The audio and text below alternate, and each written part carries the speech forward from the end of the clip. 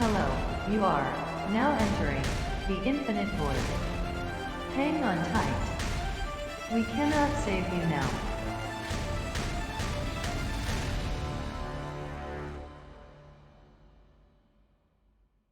Hello and welcome to this week's episode. I'm your co-host Jacob. And I'm your co-host Matty. And today's episode's a little bit different. We're just going to be catching up on everything and talking about some of the stuff that's been going on in the science and space community and with our podcast over the last couple of weeks. Yeah, so it's going to be a little bit different, as Matty was saying. It should be fun. It's going to probably be a little bit more relaxed, and we just kind of want to let you guys know what we've been up to, what we're going to be doing with the podcast. And obviously, since we've moved our space news segment over to its own little show, which is This Week on Planet Earth, which you can definitely go and follow on YouTube. And it's basically just a little show between 8 and 15 minutes, and it's just the weekly space and science news. So since we kind of took that out of the podcast, we thought we'd promote it a little bit, and we'd kind of do this episode on some of the cool space and science stuff that's happened in the last month, which you guys may not have really heard us talk about because it's been over there if you've only been listening to the podcast. And obviously we've got some own little announcements too. But yeah, it should be a pretty relaxed, fun episode. But yeah, let's probably kick it off with what we've been up to. So Matty went on a little holiday last week. That's why we took a little bit of time off. Yeah, it's went for a few days up to Scotland for a bit of relaxed time. Not really had any time off for seems like 18 months, so that was nice. Yeah, you've been pretty busy, haven't you? You've had lots of podcasts and stuff out as well. Yeah, I stupidly, because this is I don't know if like listeners know this, but like we started this podcast in lockdown. I want to say it was definitely the summer of the first one. Mm-hmm. Yeah, and so because of that, I've obviously was working from home, and I think Matty was too at this time, or he was, especially in the first lockdown, but maybe not in the other ones. But yeah, so I've been like working from home, so I had a lot of free time. So I was like, I'll start a podcast with Matty, and we'll see how that's going. And then kind of since then, I've been just working from home. So then last month, like Matty was saying, I launched a few new ones, and I've got a Marvel one, which is Manifesting Marvel, if you want to go and check that out. And we just break down weekly Marvel episodes and Marvel comic stuff. And then I started another one called Stranger Times, which is weird, wacky pseudoscience, UFO phenomenon, paranormal stuff, everything that's kind of just separate to this, because I didn't want to mix them up a little bit too much. So I thought it'd be good to keep them divided. And then because of that, obviously having 4 shows a week with This Week on Planet Earth, it's been quite a lot of work. And then now with these lockdowns being eased and going back in, it's been pretty stressful the last couple of weeks for sure, because I forgot that I had to commute and how much time that wasted. That's my biggest thing. Like I used to love finishing work and being able to have like 2 hours before dinner to like work on something or edit something, and now it's like finish work, and by the time I get home it's like, well, I might as well just have dinner because like it's late. Yeah But it's a bit of a change, but it's fun. It's nice to be back in the presence of people at the same time. But it is different, and it's probably going to take, I don't know about you, but because you've been going like back in for a while now, haven't you? Yeah, so I was working, so my previous job, I worked September to April in the office full time. That was full time in the office. And then since then, my new job, I've been in 1 day a week. So probably that's going to be increasing over the summer. So I have more to do. Yeah. So with that, our first kind of like little announcement to the show is we're going to be moving the Infinite Void to basically every other week instead of every week. Mm-hmm. Just because of obviously with like workloads and everything that we've got going on. And we thought it'd probably be better too, because the last like couple of weeks when we have been doing episodes, it's been quite difficult to like try and get all the research done and all this kind of stuff. So we think having 2 weeks, it'll make the episodes hopefully a little bit better, and it'll keep the content going, and we won't be like stressing out or anything like that. So yeah, hopefully it all goes well. But I'm feeling confident about it. It'll definitely be beneficial to me and you, because I know you've got some things coming up, and me launching other stuff too. It's helpful to have a little bit of extra time. Yeah, I think going every 2 weeks, pretty sensible, and hopefully, as you said, it'll give us some more time to research stuff. So the episodes we do put out will be better. So. Yeah, and like this by no means, by the way, means that we're like running out of things to do or anything like that. We still have a crazy list of topics that we made before we even started this podcast. So there is a lot yet to come, but it just kind of makes more sense, I think, with us going forward. I don't think we've done about half the things that we put down even for our first like bash at what we wanted to talk about. We seem to do stuff and then go, oh, we should do an episode on that, and then that just happens before we ever get around to the list. Yeah, it's kind of got like a bit of a mind of its own, really, hasn't it? Because I definitely agree with you. We had all these like really like niche, interesting topics, and I think you can see that in the first 10 episodes. Like we're definitely talking about things that are a little bit niche. Like you've got your chaos theory, and I'm doing like the Fermi paradox, and we're talking about space tourism and all this kind of stuff. But yeah, it's interesting, and I actually really like the format that we do now with like a little series for like topics too, because it definitely did feel like we were trying to cram quite a lot in, and we were very conscious that we didn't want it to be like a 2-3 hour podcast, because we wanted people to kind of like listen to it on their commute and stuff. So yeah, it's good. We can like break it down into bits, and it makes it much easier for me to learn stuff. I've learned so much since we started this podcast. It's awesome. It's definitely the best thing about it, I'd say. So yeah, so that's the first little announcement going forward, and then the next kind of little announcement / promotion, selfless promotion, I'd probably say, is this week on Planet Earth. So I don't know if it's just been us being silly or me not thinking in editing, but we always kind of announce our new things and our social media stuff at the end of episodes. And obviously that means that if everybody's not listening till the end, or they're listening and they're going to work and they're stopping or something, they might not hear some of the things that we have to announce. So we announced a show called This Week on Planet Earth. And it's basically, like we were saying a minute ago, it's the news section that used to be in the podcast, but kind of its own thing with some fancy overlays over on YouTube. And we make some cool artworks every week for the topics. And yeah, so you should definitely go over and check that out if you miss our space / news segments. We kind of talk about everything really, and it's quite fun. And yeah, you can also follow us on Instagram at Twope News, but that's it on the socials, because we don't want to bombard you too much with those. But yeah, I enjoy This Week on Planet Earth too. It's fun. I actually love the branding of it. I love the blue and the red, the orange that go with it. It looks really cool. Yeah, you've done a it's nothing to do with me. That I am the least artistic person on there. That's all Jacob. So it's a good, take the credit for that. it's a good synergy there that we've got, because like you're definitely like the brains.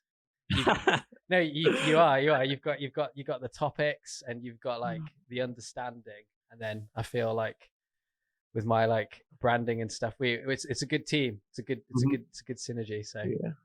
I like that. God, people listening to this must be like, God, this is weird. It's like first dates. They're complimenting each other. They're usually only ever like shouting. It's the end. Yeah, it is weird, like how I think we said last time even that like we never really met in person, have we? No. But like we're both very sort of different backgrounds and stuff, but it somehow manages to work. yeah, like because it literally was like I think we just like found each other on Twitter, didn't we? We were like, you advertised and I applied. Yeah. I think I put up on Twitter like, does anybody want to do a podcast with me? And you just like messaged me, and then I think literally our first conversation, because we like jumped on, didn't we? And we were like, let's try and shoot a trailer, see how it goes, and if the trailer goes well, we'll just go from there. And I remember when we shot the trailer, well, just before we shot the trailer, I was like on your Twitter trying to like find your like how I could contact you to like let you know the time kind of thing. And I saw that you'd like were obviously like a Hereford FC supporter. And I was like, that's super unusual, because that's super close to where I live. And it's weird because like we live really close to each other, but we've never met in person. And like it's like you're saying, we've got completely different backgrounds. Like you went to university to do like physics, and I went to university to do like design and marketing. So like completely different, but yet here we are talking about crazy things. Yeah. I think we have quite a lot of overlapping interests. So yeah, at least with the science and space stuff. So yeah, it works itself out. Yeah, and I think as well, like even though it's awesome when we like do all these topics. I actually really enjoyed that interview that we did not that long ago, and it was just chatting to other people. It was fun to have me and you questioning people instead of like me and you questioning each other. So that's kind of another little like public service announcement kind of thing. Like if you know anybody that you think would be a good guest for the Infinite Void, or yourself would be a good guest for the Infinite Void, you can drop us an email at theinfinitevoidpodcast@gmail.com and just kind of put what you want to come on to talk about. If you're doing anything cool, like if you've got like a book coming out, or you want to promote something that you're doing yourself, it doesn't have to be anything of importance. It could literally be YouTube videos. You just want to come on and talk about what you do, then just drop us an email and we can try and figure something out. Because I think that's something we both kind of want to do a little bit more in the future too, though. We want to get a couple more guests on and see what people are doing. Yeah, definitely. It's nice to sort of talk to other people about this sort of stuff. We're just interested in it, and although I have a bit of physics background, I'm not an expert in any of this stuff at all. So, particularly if you sort of work in this field, or you have your own sort of projects going, would be interesting sort of talking to you and seeing about stuff. So yeah, I think as well, another thing that we're definitely open to is like podcast collabs too. Like if there are any podcasts out there that kind of want to do like a round table, or UK based, yeah, that would be yeah, particularly UK based, because timings are an issue unless we can come to some agreement, like if it's really worth it. But yeah, I'd agree, because I think that'd be fun too, getting some round tables of some different like podcasts that are in similar area to us. Yeah, I might have a hard time convincing my girlfriend that a podcast at 2 a.m. is particularly important. Yeah, no, that is definitely a very good point. I think it's not too bad at the moment with like us being in British summertime, but yeah, definitely as we move into the winter months, British people British podcasts are preferred, or time zones that are near us. I think Europe, Central Europe, that'd be good. But so for the rest of this episode, we're kind of just gonna talk about some of the stuff that we'd kind of mentioned in previous episodes of This Week on Planet Earth that you might have missed not listening to that or catching up with that, because there's been some really fun space stuff happening and science stuff happening the last couple of months. It's been a bit of a roller coaster. And I know at the beginning of when we started this podcast, me and you kept talking about how like we were in the space age, but it was really going to kind of start getting to going. Like it's happening. Yeah, so it's I've seen it in the next Bezos versus Branson. It's the big wars of the rich guys. Yeah. So unless you've been living under a rock, anybody that's listening, it came out in the news a couple of weeks back. I think it was at the beginning of June, so around a month ago. Jeff Bezos and Blue Origin basically announced that he was going to be on the first crewed flight, which was interesting in itself because his brother's on it as well, isn't he? His younger brother, Mark Bezos, is going to be on it too. And I think they auctioned them out, didn't they? They were like auctioning seats, and one was like a ridiculous amount of money from what I can remember. I think it was like a couple of million. Yeah. So it's interesting, but I also get it, because it's like you want to, like, if you can raise money for your rockets, you may as well. But at the same time, it kind of shows you that space isn't for everybody yet.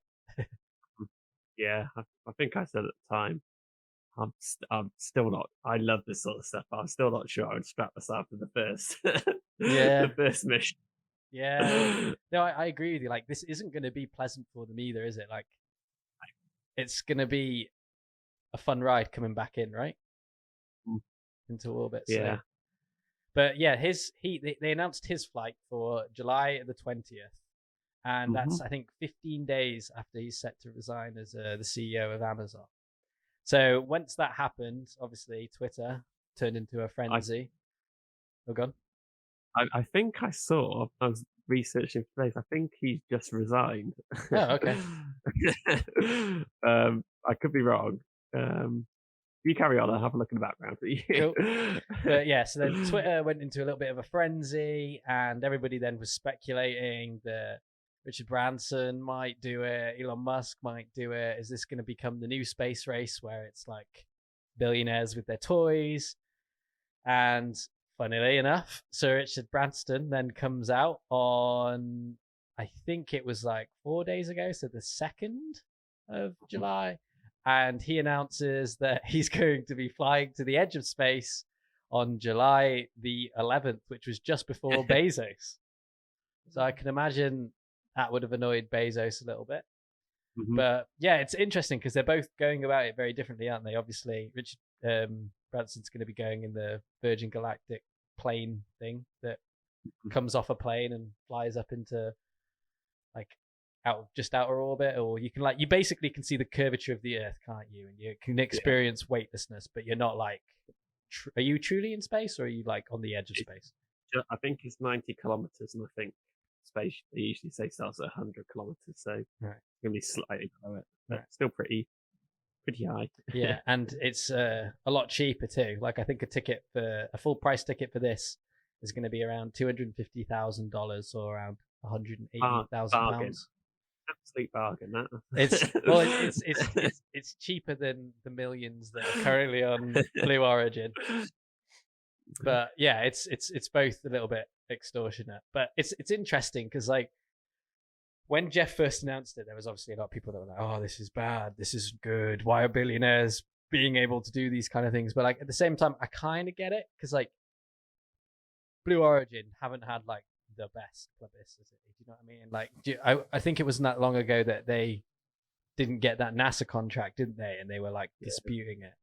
So I think this would be good for them to do it as well, because like obviously Jeff Bezos going in it kind of shows the world that like it's safe, even though it might like, even if it isn't kind of thing, it's like it's good branding. Do you know what I mean? It's like I'm willing to put my name and like myself in my own product, and I think that might be good going forward for them, like developing trust and stuff like that.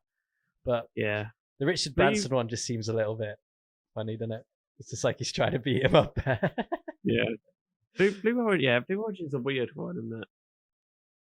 Like, there's obviously a lot of money behind it, but like the whole like promotion of it just sucks, doesn't it? Like not to be harsh, but it's just like it's like so undersold, and yeah, it's a bit weird. Like that, there's no reason why with like Jeff Bezos behind it couldn't have been as big as SpaceX. Yeah, but it's just like not. No, I'd agree with you, because like even their streams and stuff, it's very different, isn't it? Like you can, I can put on like a NASA stream or a SpaceX stream and just leave it on, even if it's like hours and it's just preparation because of like how they plan their like content and stuff. But I agree with you. Like even when you like watch their stuff, it's very much kind of like, here it is, it's done, goodbye kind of thing. But yeah, it is a weird one, but it's kind of the same with like Virgin too. Like they're just not hitting the airwaves like SpaceX, I would say. You know what I mean? Like, because SpaceX is just like the big one, isn't it? They always seem to be doing launches. They're doing stuff with NASA. They're doing stuff for the government and like Space Force and all that kind of stuff. Yeah, it's a bit weird. Although, I think because the Virgin Orbit one launched last week, didn't it? That rocket that launched on the plane. So I think they're sort of getting there, but yeah, it's going to be interesting month. We'll see what happens. Yeah, I think as well, with the Virgin one as well, I think they've already sold like the first 600 tickets or something for it. So I think this is just, I think with the Virgin one, it is much more of I think they're both publicity stunts, but I think with the Virgin one, it is kind of more of a fun thing. I think he's just like, well, if we can get up there before I'm surprised, if I'm honest with you, Elon Musk just hasn't gone, right, well, I'll go tomorrow. stick me on a Falcon 9 Starlink thing. I'll just go tomorrow. But he always tweets out, doesn't he, that it wouldn't be a pleasant ride, and he doesn't want to do it until it's much more comfortable. So, but one other good thing, I mean, you gotta imagine, like they always say, don't they, about like the observer effect and stuff like that, and it could be a good thing to have people that have massive influence over the planet to maybe kind of like be rocked to their core a little bit of how fragile everything is, and it could potentially change everything. I know he's like retiring from Amazon and stuff, but it'd be good for people that have money and stuff, I guess, and power and everything like that to be able to experience something like that, because it could change them. Yeah, it could be positive for the planet. Guess we just have to wait a couple of weeks to see, won't we? Yeah, well, this is it. It's crazy, isn't it? Really, that we're like now in a time where like famous people are just going to be going into space. Like people that aren't really qualified but can just afford to go are going to be going. Like that is a crazy like thought. I wonder how long it is until like anybody can go. Obviously, you'll have to like pass certain tests and stuff and be like mentally stable and everything. But I wonder how long that is. Because I put up I know it's like a little bit out of context what we were just saying, but I put up like a poll on Twitter today, and I was kind of like, when does everybody think that the first settlement on Mars will be built? Like what year? And I was like, because obviously we've got our missions, but to have like a settlement finished with people living on it, self-sufficient, what year would you say? Because Twitter were coming back and they were saying anywhere between 2060 and 2120, with a few people being like 2200. But I would say probably near. I'd say beyond 2100. That would be my. You reckon? Yeah, I think so. Fully sufficient settlement after 2100. I think 2040, 2050 for sort of like kind of like the Arctic now. Like people go there for extended periods, but they stay for 6 months and then we completely refresh it with a crew sort of thing, and then send them supply. I think 2040, but like a fully developed thing, I think 2100. Yeah, I think that's fair. I think that's fair. But yeah, it's interesting. It's interesting to see, because the more accessible space becomes, I think is good for all. I know there's the other side of the coin with like space debris, and obviously we can't just be allowing everybody to do what they want, but it does have its benefits. Yeah. Did you want to do your other one, or like move on to my? Yeah, I mean, I'll because it's space related, I guess we should. So the other bit of news, which is always fun, is NASA had basically announced another 2 missions to study Venus. So a couple of months ago, we had the announcement where it was that we were going to be going to Mars with like loads of different things. I think, and I think we just had our rover as well that went out there with the drone and the little helicopter on it and all that stuff, which we've talked about endlessly. So they announced on, I want to say June 2nd. So last month, they announced that they were basically going to have 2 new missions to go to Venus. And they both look really, really cool. So from what I saw, the first mission is a deep atmosphere Venus investigation of noble gas, chemistry, and imaging. And it has a really fancy name, but I'm not even going to try and say it because I always botch these kind of things. And basically, Da Vinci. Oh, okay. I had a different symbol on my screen. I wasn't sure if it had a pronunciation, but Da Vinci, cool. That's another thing. Can I just say, I love how NASA always find these names. They're very good at coming up with. Yeah, they started off well with that one, deep atmosphere, Venus investigation, and then they lost it a bit with chemistry and imaging. That is true. But yeah, I think so. The purpose of that mission, I think, is to have a look at the composition of the atmosphere, see how it was formed, how it was evolved, and determine whether or not the planet ever had oceans. But yeah, that one sounds interesting. It sounds quite hard though, because isn't the atmosphere on Venus like super thick? Yeah, it's pretty thick. I think it's basically gonna like dive in and make some measurements before it dies. I think. I think as well. Was it us? I think it was our second ever episode of the podcast. There was that Venus announcement, wasn't it, with the phosphine in the atmosphere? So that's kind of cool. It's cool to see that since we even started this, they've announced another mission. They're definitely becoming much more like prominent and more reoccurring than they ever were. I don't know about you, but they seem to just be announcing stuff for space all the time. Like if it isn't NASA, it's Rocket Lab, and if it isn't Rocket Lab, it's SpaceX, and if it isn't SpaceX, it's Blue Origin. Yeah, it does seem like every week there's like 2 or 3 different things that happen. So. Yeah, and then the other mission is Veritas, I want to say. Did I get that right? Veritas. Veritas, okay, yeah. And that is, oh God, Venus emissivity, radio science in SAR typography and spectroscopy. You get there. So I'm not really sure what that means, but my notes here basically say that it's going to be mapping the surface of Venus and looking at geological history and understanding if it had a similar development or a different development to Earth. Because am I right in thinking that Earth is like one of the only, like, well, compared to Mars and Venus, we're the only ones with tectonic plates that we think right now, right?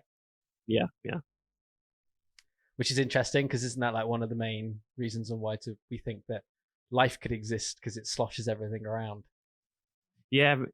And tectonics is linked to sort of like earth science and energy and stuff like that. So it's important. But they basically, these two missions, it seems like they've done one with for like atmosphere and one for the actual surface. So they sort of hedge both their bets. And it's cool because a bit of both. Hopefully it means that like in our lifetime, well, definitely in our lifetime, but we'll actually have a proper like understanding of Venus, because there's always been quite a lot of mystery around it, hasn't there? It's always been kind of like the one that's just very hot and we can't see into it, but we know. Yeah. Like, we've seen a couple of photos, haven't we? I think, was it Russia that have got like the on-ground photos? Yeah, we don't really do. I think it was sort of mainly in the 90s, sort of like passed off as, oh, it's pretty much dead. There's no point in doing anything with it. But obviously, the discovery last year of the phosphine, I think people are starting to get a bit more interested in it. So. Yeah, it's like that. It's like that meme where the guy's like turning around looking at the other thing, and it's NASA, and it says they're like with Venus, but they're always turning around looking at Mars. Yeah, which is funny. But yeah, I thought they would be some cool little things to bring up, because obviously we love talking about space news. It's always fun. Yeah, so I had some non-spacey news, so I had a bit of science news. So the first bit of news that I came across was it was this article. It was published a little while back on. So this article's from June 17th, but it's a research paper that came up before that. And basically, physicists have been able to cool a sort of like human scale object down to ultra cold temperatures, which we previously only done with like atoms. Okay. And this was interesting to me because this was what my master's research was on. So I immediately jumped on this. So basically, like, you can cool stuff down. Like, imagine like atoms as like wiggle around with like thermal energy. You can use lasers, and like imagine if like the atom is like moving in one direction, you use a laser in the opposite direction to slow it down, and you set up a system where like you use like pairs of lasers to slow it down in all directions. So you cool your atom down to basically like pretty much zero. You go to like 10 nanokelvin or something. Like, it is ridiculously cold. So like something like helium, I think, is a liquid at 4.2 Kelvin. So you're going like 10 to the 9 lower than that even. It's so cold. But this team have managed to do it with a 10 kilogram sized object. So they've taken this. It's a bit of a weird one. They say they've got this like group of objects. They don't really say what it is, but this object, which is about 10 kilograms of mass, and that's equivalent to 1 times 10 to the 26 atoms, which is like vastly bigger than what we've done before. Like, usually you have like 1,000, 10,000, maybe 100,000 atoms. They've managed to use the LIGO observatory, so the lasers and sort of precision of LIGO, to cool down this 10 kilogram object. And they managed to get it down to 77 nanokelvin, which is just above the predicted ground state. So the ground state is like the lowest energy level that it can be in, of 10 nanokelvin. So it's pretty much a quantum object, but weighs 10 kilograms. So yeah, that was pretty cool, and I sort of caught my eye earlier. What does that like mean, like going forward? What could you do with that? Is there like any like space stuff that you could do with it? Like, would that be good for reserving energy for things? Like, say if we went, I don't know, we had to travel like vast distances, would that be good for like cooling things down, or is this more so like just something? The cooling stuff is like really useful for, because it relies on like the energy levels of atoms, and a lot of that is what like precision timing is built on. Yeah. So like atomic clocks rely on the like separation of atomic energy levels. Yeah. Like if you're able to cool them down and get them like really still, you can do that much more precisely. And also things like gravity measurement. Like with these objects being so still, you're basically able to completely ignore any quantum effects of gravity, pretty much, which is pretty useful. And so like, so, you know, whether it's going to be used in space or not, and whether they end up using like these large objects, I don't know. But there is like a lot of work going on in to be able to get these like ultra cold atoms, so like a little cloud of atoms, like basically built onto a chip. And that was some of the work that I was doing, was like, could we take this? So like these things are typically made in labs, and like they take up a bench which is like the size of like a double bed. Like that's like all the lasers and optics and stuff. So like we were trying to look at shrinking that down to something that was like the size of maybe like a ton of butter or something. So like it could be more portable. So like those sorts of things, you could then use that in satellites, for example, for like gravity measurements or measuring time and stuff like that. So there's a lot of potential in it. I think this one is more like the theoretical side of it, stuff like how far can we take it. Yeah, it's pretty interesting. That's cool. So that was one piece that I saw, and then the other piece of science news that I saw was, I thought it was interesting because it related to a lot of the energy stuff that we've been talking about recently. So we recently did we did the episode on Dyson spheres and stuff, didn't we? Yeah, we did one on the.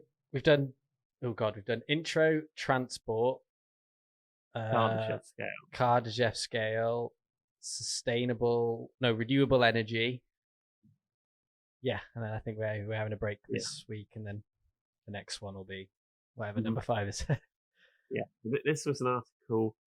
I thought it was just interesting. It's from the University of Singapore, and they're sort of like debating like the best way to meet Southeast Asia's energy plans, and specifically sort of looking at hydroelectric power and whether it's actually good. I think I mentioned in our energy episode, like hydroelectric in particular in places like China and Southeast Asia, there's like a massive concern that like China's building all these dams, and basically means that like countries like Laos and Cambodia and Vietnam just have no water because they just take all of the water upstream for their hydroelectricity and then leave nothing downstream. So this is what this article was about, and it was like saying that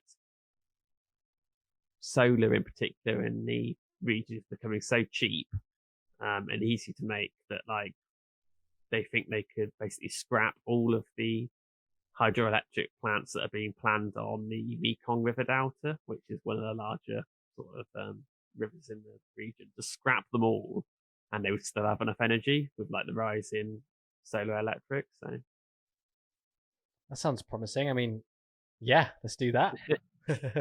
Yeah, I thought it was just interesting. Like it was what I was saying about how very often we think of like climate issues as like quite one-sided, and at the moment, you know, it's not wrong that it gets it, but like the headlines are very much on like reducing like carbon dioxide and greenhouse gases, but like we should maybe be thinking more widely about how it impacts things like water usage and land usage and stuff like that as well. And I think construction's a big one too, because China just everybody seems to be building because we have to be, but like you've got all those mega structures as well, haven't you, that like China are doing with that road that's going across the world and stuff like that. Yeah. Have you one thing I just quickly want to mention, because I don't know if you've seen it, and I know you love like city planning and all that kind of stuff. I bet I know what you're going to say. Have you seen this like the line, is it, I want to call it? Yeah. Okay.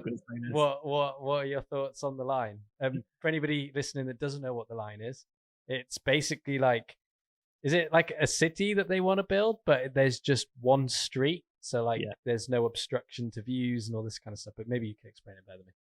So I think it was Saudi Arabia. It might have Yeah. been maybe the UAE or Qatar or something like that. I think it was Saudi Arabia.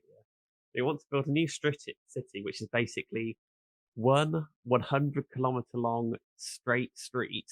Like I think maybe like 2 or 3 lanes of traffic. So I think sort of a large New York street sort of thing. So that's 100 kilometers long and just has, I think, maybe like a few side roads off it. So like imagine like one or two blocks either side of it. But like that's it, and it's just 100 kilometers long. Yeah. And like I really want to see it built. I don't know if it's gonna work, but like there's a lot to go for it. Like because you can imagine that, like I said with like things like Los Angeles and stuff, you just get urban sprawl. Like if they rigidly stick to like one straight line, you could like imagine like each like section of it, like say each 500 meters is like set up. So like each 500 meters has like an office space and then like houses and like a shop and everything you need, kind of thing. Yeah. So like everyone just like works in their like 500-meter strip and just walks up and down that, and then like you just have like mass transits, like a really like dense subway system or something that just runs along the length of it if you need to go further afield. Like, and then you can have like unrestricted views and all that kind of stuff. Yeah, no, it's cool. The only thing that I don't like about it, right, because I don't even know what TV show it is, but it was giving me those vibes. Just like, can you imagine, like, if you didn't know, like, if you went to visit someone, right, or like you were just there, or you went out for like, well, I was going to say you went out for a couple of drinks, but if it's at that part of the world, that definitely won't be allowed. So, but if you were there, I can imagine you'd get lost, or you'd think you were coming up on your bit, because every like 500 meters it would look the same, but you'd be like, oh no, this one isn't mine. Like, could you imagine trying to explain to like your friends if they were coming to visit, because they'd be like driving up this road and you'd be like, yeah, this is my one. I know they could have your address and stuff, but everything would look the same. Like, also, can you imagine your addresses? Like, presumably you just have like 145,000 Main Street or something. Yeah, no, totally. That's a very good point. I tell you one thing as well. Can you imagine being like the postman that has to work there? Yeah, driving in a straight line one direction and a straight line back. But it's interesting. I wouldn't like to deliver parcels either. That would be the stress. But it could be cool. But it does give me like slight Black Mirror vibes. Just like this kind of idea that like everyone lives in the same thing, and like you could. It's like the whole like idea of infinity, isn't it? You run far enough in one direction, you end up where you are, and that's what it would feel like. You just run, and every 500 meters the same thing would appear again, and you'd be like, what is going on? Yeah, it would be weird, but like I just want to see it. Yeah, no, I want to see it built too. I'm all for that kind of stuff. They've got that weird building that they're doing in New York as well, isn't it? I think I sent you that just around Christmas, that one where it was like weaving in and out. Do you remember? And you instantly were like, what happens if you've got a meeting in the other bit of the building? Like, how do you get to that? You have to go all the way down, bottom, back up. But New York's doing some pretty like crazy building plans, aren't they? Yeah, New York at the moment's got like, they're really into like really skinny, super tall towers, and I'll just see if I can find the name of it. There's that. Have you seen the super tall like residential tower that they built? No. It's got like very, very square windows. New York super tall. I can never remember the name of it. That sounds interesting, though. I'll have to just talk for a second. that sounds cool. I'm always interested in this kind of stuff, because you can see it with like every major city. Like they age very well, don't they? Like you can tell pretty much the kind of time frame that it was built in. But it's cool when you start seeing all these new buildings crop up, because they stick out like a sore thumb. But eventually everything will look like that. There we go. It's called 432 Park Avenue. And you say like sticking out like a sore thumb, this thing is just insane. It's a couple of years old now, but if you just quickly Google it, like, it's absolute madness. What is it? 4321. 432 Park Avenue. Oh wow. It's like, so it's really tall. Like it's 1,396 feet, um, which is 426 meters in metric. So like it's roughly as tall as the Empire State Building. Yeah, it's massive. But its footprint is about the size of half a tennis court. It is so skinny. It's weird because from the outside, you know what it looks like? It kind of looks like just a load of like shipping containers, but they're hollowed out. Yep. But then when you actually like look at it, it actually looks all right inside. Yeah, it does look weird though where it is, doesn't it? It's like there is nothing else in the area that's that big. Yeah. That's cool though that it takes up that much room. Yeah, that row there is called Billionaires Row. It's next to Central Park, and there's a lot of like interesting stuff happening there, like these super tall, skinny skyscrapers being built. So that whole 10 years time, New York's going to look pretty much unrecognizable, I reckon. But yeah, pretty interesting. No, that looks crazy. Mm-hmm. Yeah, we just derailed a little bit then. They went off track. Lost the train of thought. Yeah, the last sort of bit of news that I wanted to pick up on, it was related to some of the sort of social media stuff that we were talking about. So I know I talked about in this week's episode of This Week on Planet Earth as well, but this was another one about what's happening with Twitter in India. Yeah. Have you seen anything about this? What's happening over there? It's a bit. I saw that they were. Didn't they shut it down? Yeah, basically at one point India shut it down, shut Twitter down in India, and it's to do with this like them complying with these new like security requirements and stuff. And it seems like at the moment Twitter's going to be liable for anything that is posted on Twitter as if they had said it. Like, so India's got these new sort of digital guidelines, and it's a bit sort of dystopian about if you like criticize the government, you can be prosecuted and stuff like that. But like because Twitter haven't like put in certain measures and stuff at the moment, they're liable for anything posted on Twitter. So like if I went on Twitter and said something bad about India and someone in India saw it, like Twitter would be liable because it's their content effectively. Yeah. Like even though, and it ties back into, remember we did that episode about this, like is stuff on social media, is it the content of your social media platform, or is it the content of the people on there? Like if you post a tweet or if you put a video on YouTube, is that your content or does that belong to the platform as a hosting site? So yeah, well we kind of you actually had a really good point on this. You kind of like described it as like private gardens, didn't you?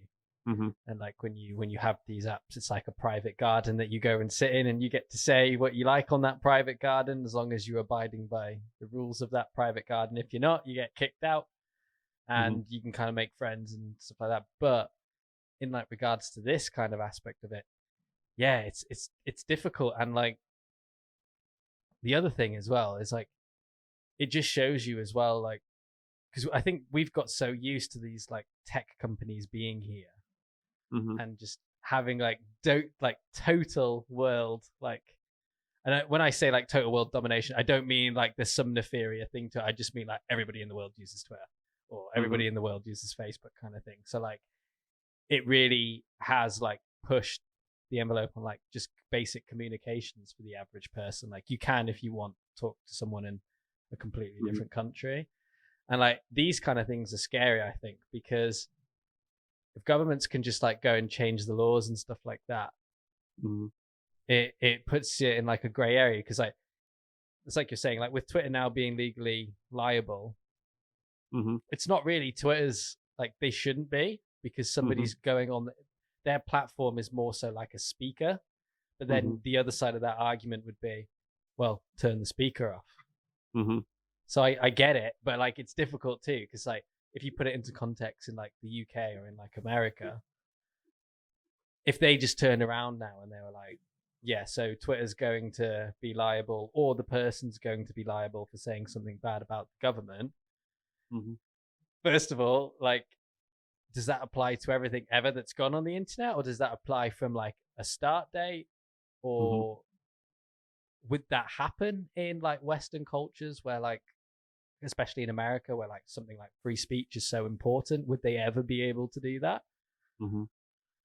I think what was interesting for me about it is it sort of highlights the point of when people sort of have this debate, they sort of like they don't think about the problem; they think about how the problem influences them. Yeah, Because like with this, it's clear.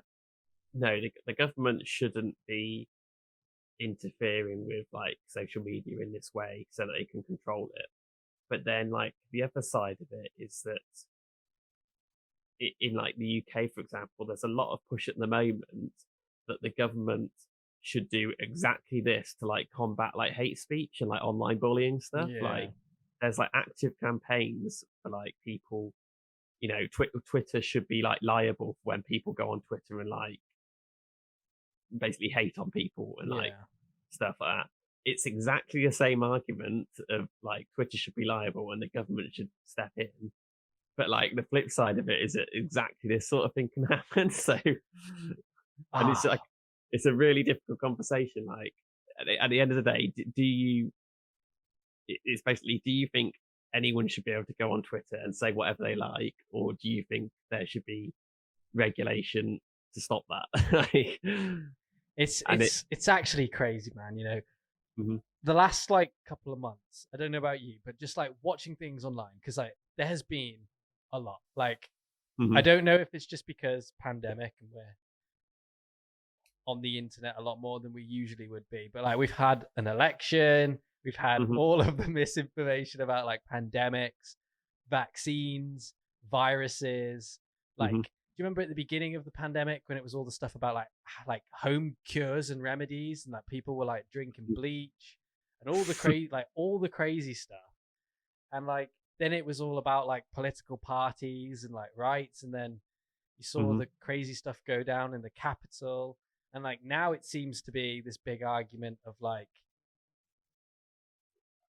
knowing what your like freedoms are, especially in the mhm, UK with like the whole thing with masks going out the window after the mhm, 19th of July or whatever it is. Like there's just everybody's just so riled up, mhm, and like you don't know what to believe unless you can like spend time researching it, and mhm, everybody's just like either read a headline or seen something quickly, made a decision, had an opinion, carried that forward, and like now it's like a mess because it's like you're saying, even when it comes to things like this, people are very quick to be like, yes, it should be regulated, but like, do you realize what that means?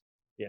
And then But it, but then the other flip side of that too is people are like, no, it shouldn't be regulated, and then it's like, but do you also realize what that means? Because yeah. if you regulate it, then you don't get free speech. But if you Mhm, don't regulate it, then people will continue to be hurt because not everyone on planet Earth is nice, and there will always be people that do that stuff. And it's like, how how do you yeah. figure that out? Like, do we just say what we always say and just be like, technology will figure out technology? Like we AI, like algorithms and AIs will figure out that these people shouldn't be put into contact with each other online, so they're not. But then you have to make the argument is who's made that decision? Because you didn't Yeah. make that decision, and you should be able to make the decision if you talk to someone or not, and not have an app decide who you should and shouldn't do. So it just Mhm. keeps going on forever. And like the more I think about it, the more it seems like it's not solvable. Like I, I, I don't think. the more that I've like looked at it the last like couple of months, especially, it just seems like it's only going to get worse. Mhm. I don't think it's solvable. I don't. At the end of the day, whether it's an algorithm or a person, someone has to make a decision about like what is acceptable and what isn't. Yeah. And like the reality is, okay, yeah, like it's not acceptable for like someone to be like hating on directly on another person or just to be like spouting absolute rubbish sort of thing, like complete like debunked science stuff, you know.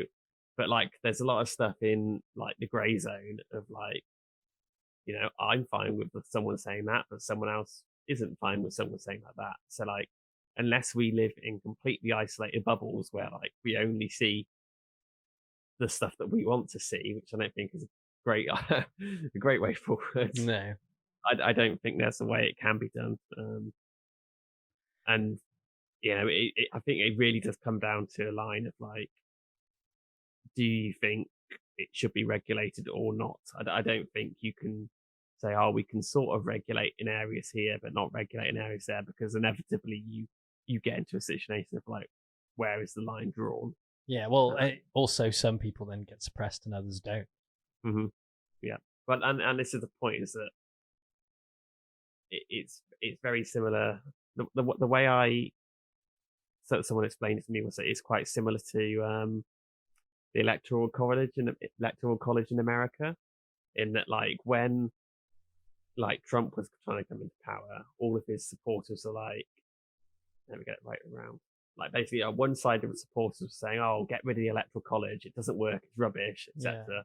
But then once the electoral college got the result they wanted, they were like, oh, let's defend the electoral college, and like the entire thing like completely shifted. And it's the same with this, is like, if you have an opinion of like, oh, we should regulate, but then once the regulation is for something that you don't want, it like turns. So yeah. No, I'd agree with you. This is a little bit off topic, but this is also something that I've kind of learned, and this applies to another like online community. And when I've been like getting into all of this like UAP UFO stuff on like Twitter and stuff, there's like this thing that's called like the UFO community online, and that's very similar. Like there are half the people that genuinely believe that we don't know what it is, it's a phenomenon, and we need more data and more evidence. And then there's the other half the people that are like, they're here, people are being abducted, there's galactic federations, all this kind of stuff. And it's exactly the same.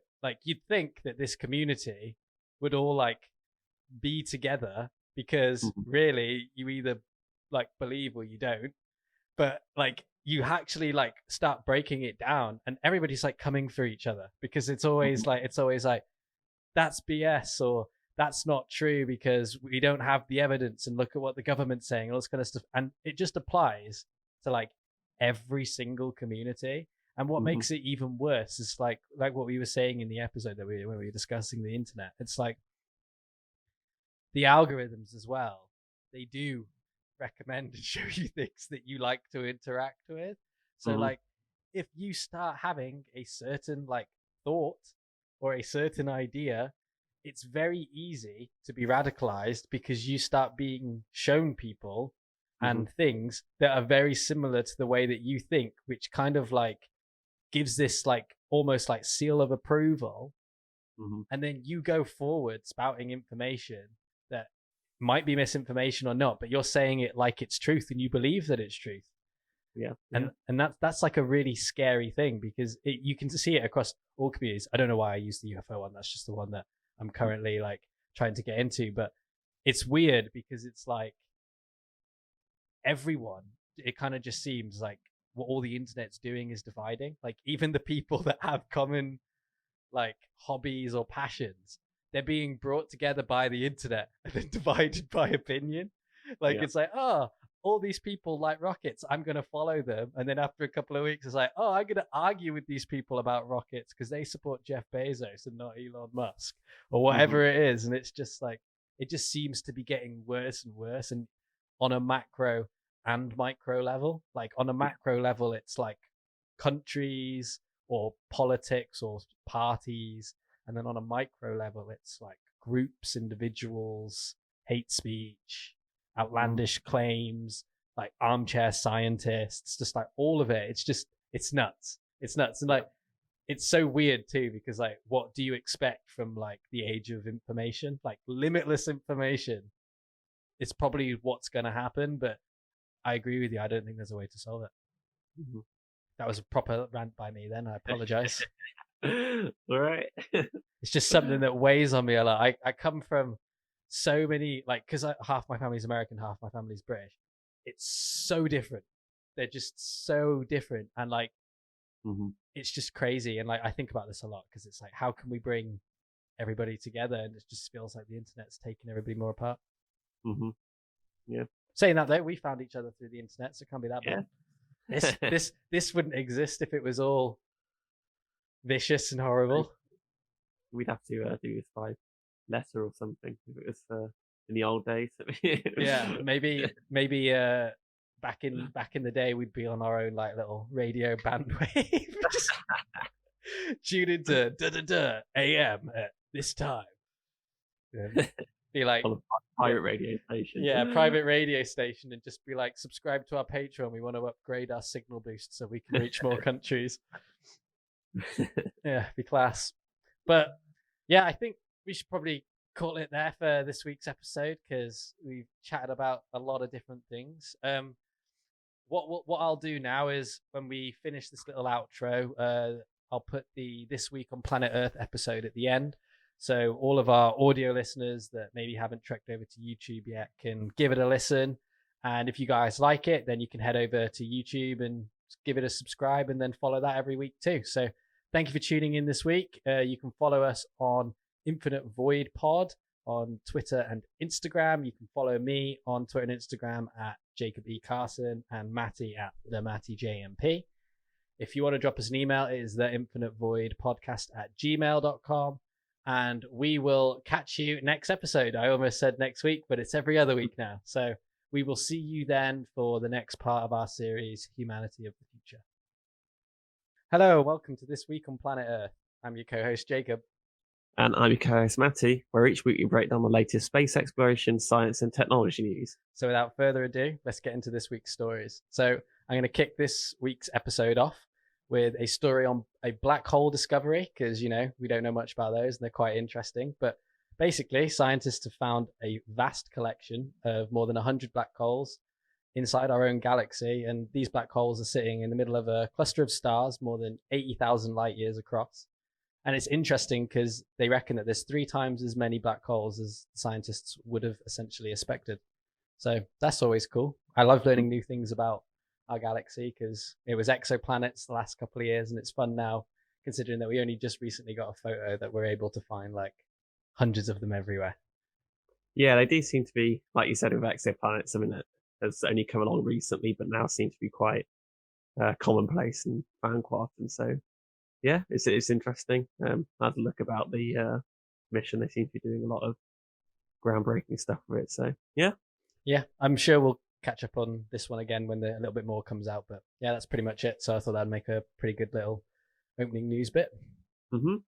Yeah, my opening news bit's a techie piece. So this was something I saw today about Norway has passed a new law that they're going to basically stop influencers on like Instagram and stuff from posting edited selfies and stuff. Okay. They have to like you know, they have like now you have to put like hashtag ad. Yeah. You have to like disclose that the picture's edited. Okay.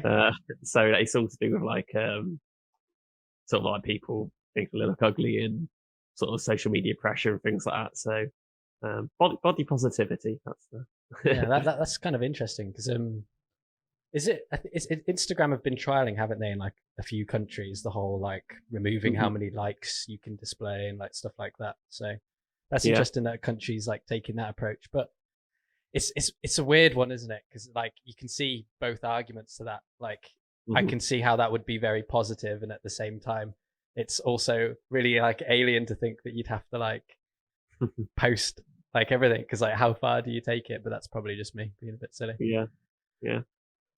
Cool. Yeah, it's a weird one. But yeah, I thought that was interesting. Yeah, so my second bit of news this week is some solar flare stuff. It's hopefully not too doom and gloom, but basically the sun erupted with a surprise solar flare on Saturday, July 3rd, and it's the largest one that we've had since 2017. But am I right in thinking that we've just recently moved into like a more active period in the sun?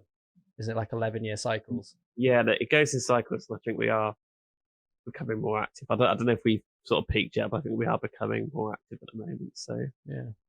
So the solar flare occurred from a sunspot called AR2838. So I don't know if there's like a Google Maps for the sun, and you can go and find where that is for that information. But it occurred at 10:29 a.m. EDT time, which is around 2:30 GMT time. And it registered as powerful as an X1 class sun event. I'm not really sure what that means in some terms, but it sounds pretty interesting. And yeah, it looks quite promising. Well, not promising, but like it's cool that we were tracking it, because I don't know about you. Did you notice over the weekend that like the cell signal was iffy, kept going in and out? I don't think I've already used my phone much over the weekend. I forget you've That was been away. okay. Yeah, I kept noticing that my cell phone service, and so did my girlfriend, it just kept like dipping in and out. So I was like, what's going on? And then I saw this, so I thought maybe it could be something linked to that. But yeah, it's interesting. It's cool that we've got like centers. I think this was the US Space Weather Prediction Center that were tracking it. But yeah, it came from a part of the sun that they weren't expecting it to come from, which I thought was quite interesting. Yeah. Reading down in the article, it says X-class solar flares are the strongest kind of eruption, so it seems like quite a big one. Not what you want. No. My next bit of news was again a techie sort of law piece. So this was what's happening in Hong Kong at the moment. So basically, Hong Kong have sort of passed a load of like new controversial privacy laws. And it's created quite a bit of backlash, and a lot of companies, so Google, Facebook, I think Apple, Twitter, are sort of threatening to basically walk out of the country and just not offer any services there. So it's a bit of a weird one. Obviously with what's happening in Hong Kong at the moment, but they were trying to. It's basically tied up to like doxing and like Hong Kong being able to like effectively dox people and find like where they live and stuff from sort of private information. So that's why the company's sort of looking to fight back against this.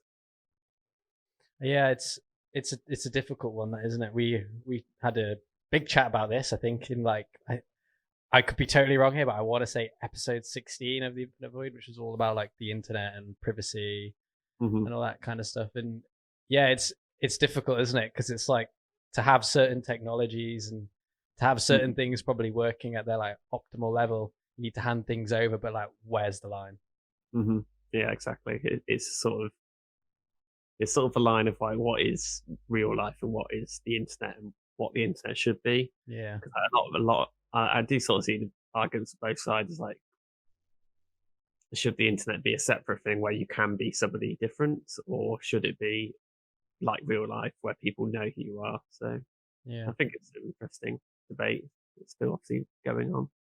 Yeah, no, it is interesting, to be fair. So my last piece is a little bit different to something I would usually like bring up, but I'm quite into the whole like ancient history and where humans came from. And the Times have done a piece basically saying that this scored bone could be like the first official art, and it basically came from a Neanderthal. And what this article goes on to say is so cousins of ours, which are the Neanderthals, 51,000 years ago, when they were roaming the planet, they basically found this bone that was from a giant deer, and there's like geometric lines and patterns scored into it.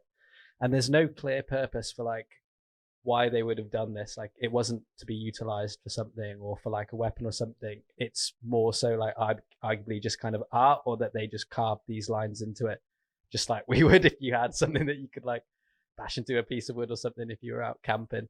So it's really, really interesting, and it's cool because we always kind of think that like how we differed from like Neanderthals with like how we could like build society and how we could manage things differently. And it's cool to see that maybe the Neanderthals also like had like art and could appreciate it too, and maybe we weren't that different to them.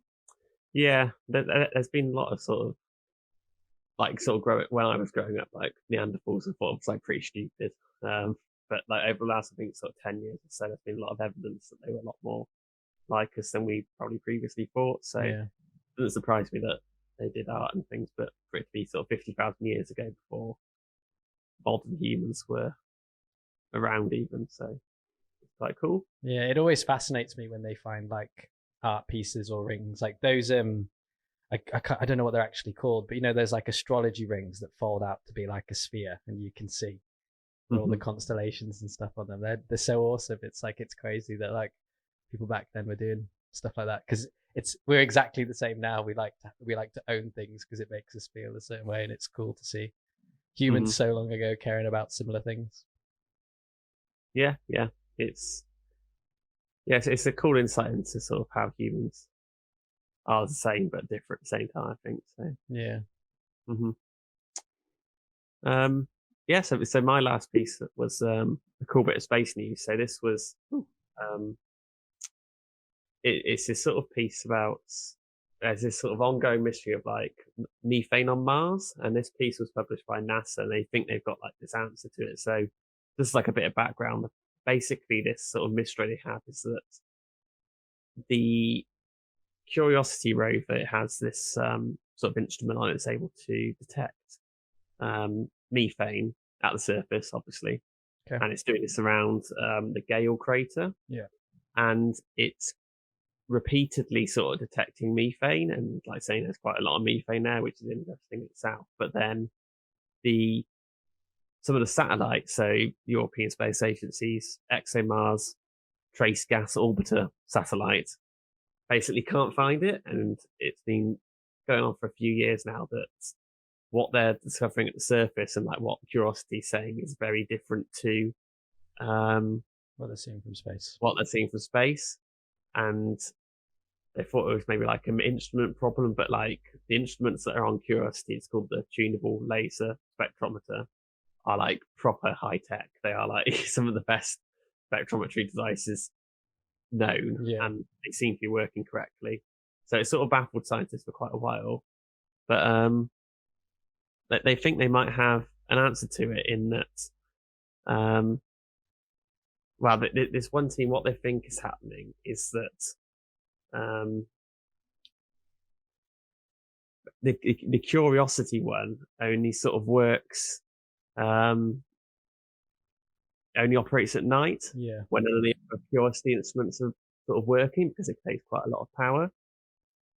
So at night, they think that methane is sort of being spurted out from somewhere and is sort of just sitting on the surface because there's less wind at night, because there's no sun activity, there's no wind. So Curiosity detects like quite high levels during the night. They say up to 20 parts per billion. But then by the time that the orbiter goes over in the day, the wind picks up and sort of blows it away. So it only sees like the remnants of it. And they've sort of done some experiments, and they managed to get some time of using the Curiosity instrument during the daytime as well. And they saw that it was exactly that. It was quite high sort of at night. And then throughout the day, it basically dropped off to zero, like they were seeing from the orbiter. So they sort of seem to match them up, and they think they might have sort of solved this problem of the methane mystery on Mars. That's well interesting. Imagine if that's like how it is as well, because that's like so out of the box. Yeah, it's quite cool. And this has been sort of going on for years about why it might be different, and they thought for a long time it was like an instrument failure or something, so they're probably quite relieved as well they might have an answer to it. Yeah, no, that's awesome. That's really cool. Well, thank you everyone that tuned in to this week on Planet Earth. If you want to hit us up on social media or stay up to date with when episodes drop, you can follow Twope News on Instagram, or you can follow Infinite Void Pod on both Twitter and Instagram, because we also share the episodes there. And yeah, we will catch you next episode. Hey everyone, we wanted to take a moment to tell you about our brand new Patreon page. Yeah, so we've devised a load of new goodies that are neatly packaged across 3 different tiers for you. Tiers start at £3 and go all the way up to £10 a month. Just to say, the Patreon is in no way an obligation, and we're going to continue making the podcast as it is, freely available across all the platforms. But if you'd like to support us and show your support, you can now. So yeah, head over to patreon.com/Infinite Void Pod for more information.